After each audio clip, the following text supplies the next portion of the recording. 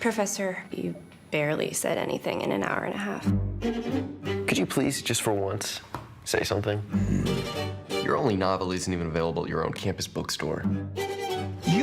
You're here. The fact that you're here means you showed very little promise.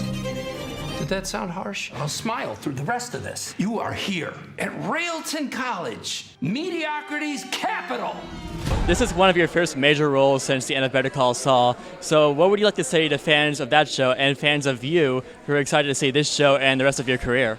Well, Lucky Hank, this show on AMC, is actually like a marriage in a weird way of the comedy I did, if you know that, and Saul, because it's really half and half, drama and comedy, and the drama of it is internal yearning and feelings similar to Better Call Saul.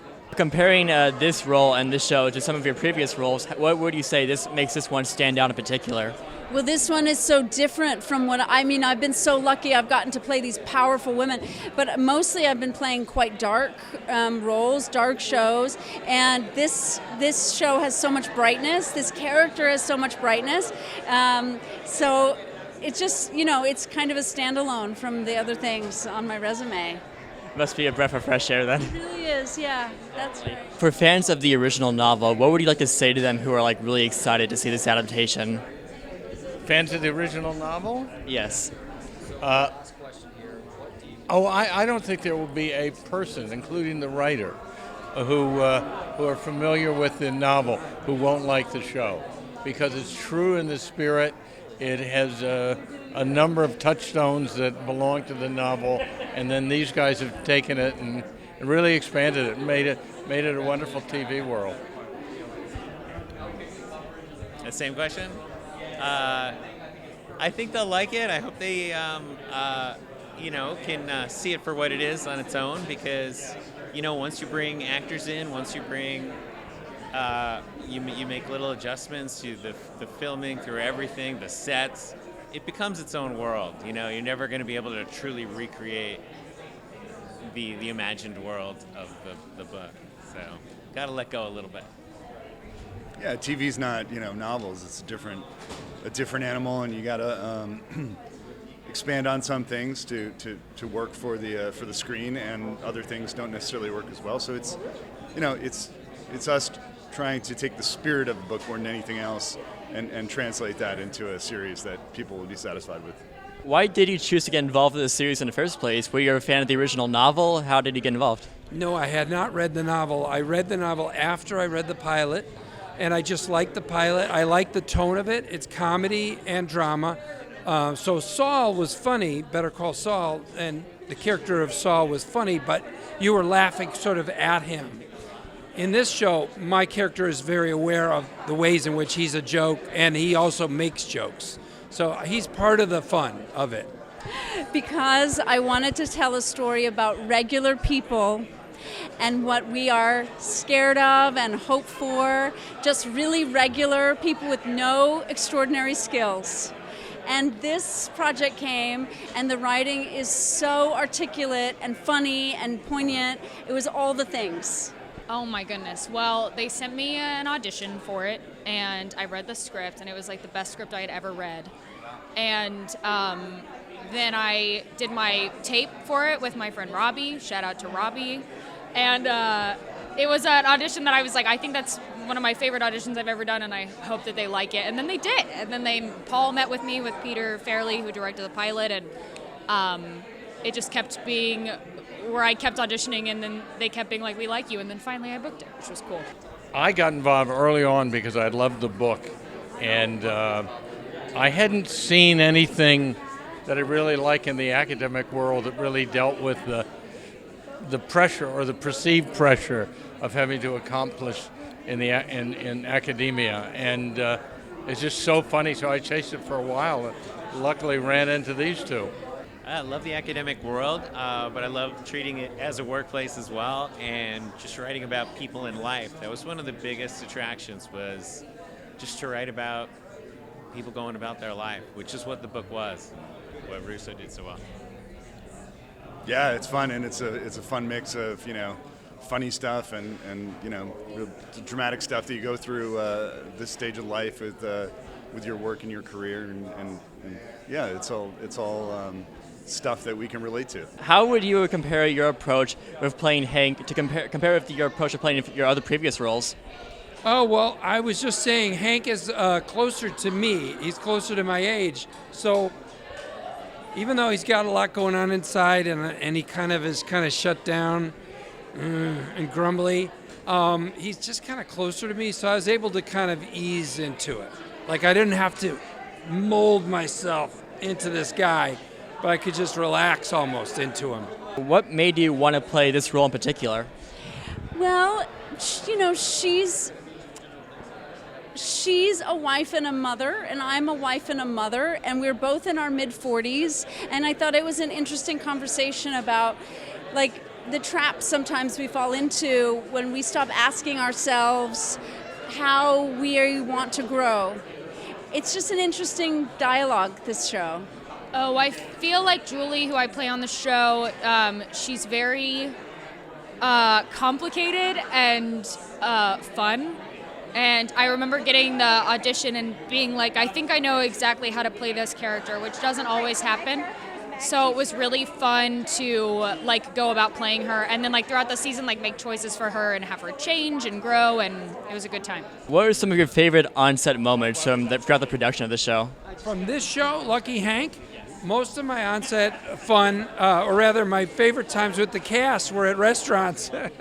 We shot in Vancouver and they have the best food. Oh my God, they got sushi like you can't believe. It's so good. But on set we had a great time too.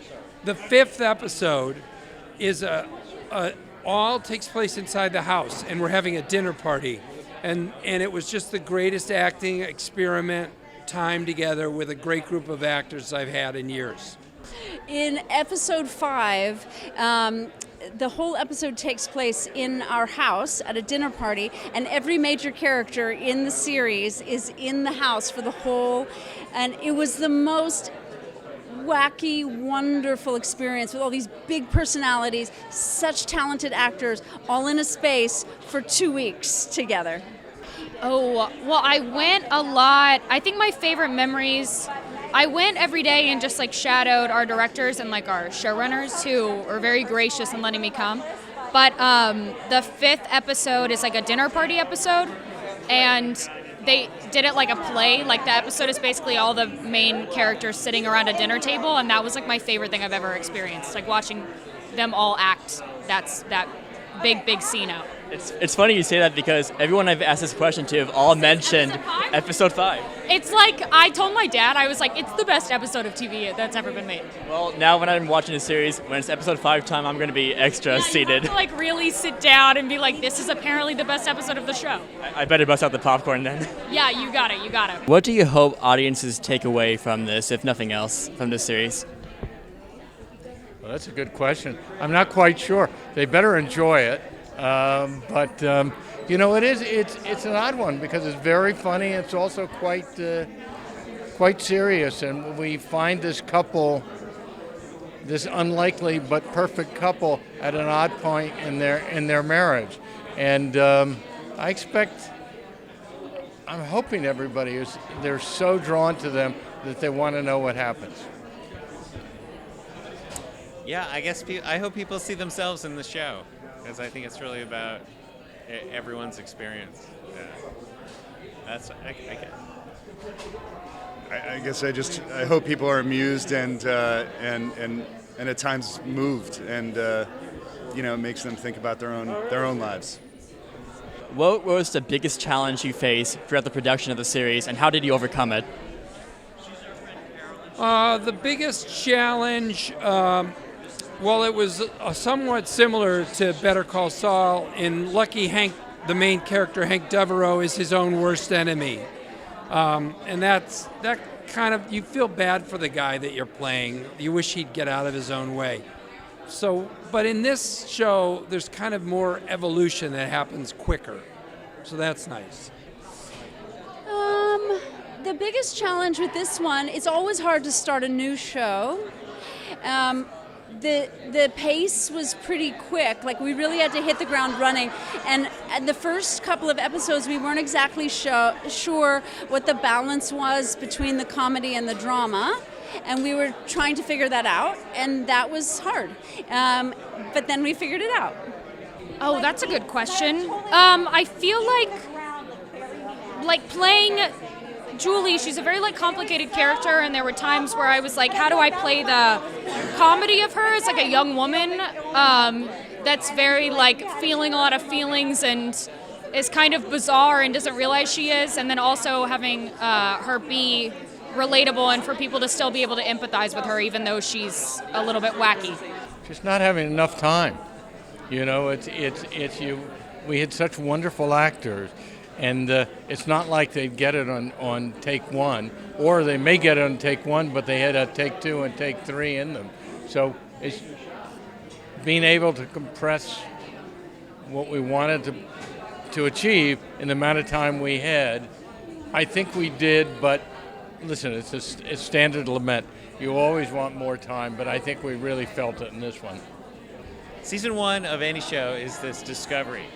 You just don't know what it is, and you bring everyone else, so there's this constant adjustment, and it seems like the biggest thing is just, what is this? We're constantly asking ourselves. Yeah, I mean, I'll add that AMC was a wonderful partner, and they, it really supported creatively what we wanted to do, and helped us along the way. But like Paul said, what is that? You gotta. The downside is you got to figure it out yourself. No one's telling you. Yeah. What is one piece of advice you would give to UT students? Because we represent an organization from the University of Texas at Austin. So what would you say to student filmmakers or people trying to get into the business? Well, I would say make things. Really, writing scripts and sitting on them and trying to make something perfect before you shoot it is not worth as much as making as many little things as you can. Get up on stage. If you're writing screenplays, have readings, get together with friends and read them out loud. You make short films, make things, make as many things as you can. Work very hard. Be kind and respectful to those around you. Define your voice. Don't try to slot yourself in to what you think people are going to want. Just define your voice and stay committed to that. Oh my gosh. Great work getting into UT Austin. I'm from Texas, and it was a school I always wanted to go to and didn't even bother applying. But it's the best job in the world, and it's super magical, and it's very hard and can take a long time. I started acting when I was 11 and didn't book a job until I was 21 that was substantial. And sometimes people do it faster. But just keep going for it. You go to UT Austin, so good work. You're gonna rule the world. I think it's really simple. Just keep at it. I mean, there's no key. I can't give one word of advice that's going to unlock a career for somebody. But it's not as difficult as you may think it is. And when you're just getting out of school, it seems slightly unattainable. And the other thing is just watch everything you can and read everything you can. And eventually, you're going to get your own voice and decide what it is you want to make. And now, just do it and make sure that somebody sees it. Yeah, I would say make stuff. Keep making it, keep making your own stuff, and find your voice. That's the hugest thing. Before you get in the business, find your voice. And because of the technology change, there's so few barriers to entry now to make a little film. Yeah, I'll just add that, pursue what you love. In other words, don't try to make things you think will be easy because they're not that good or something like that. That never works well. You aim for the stuff that you love, and you're better off.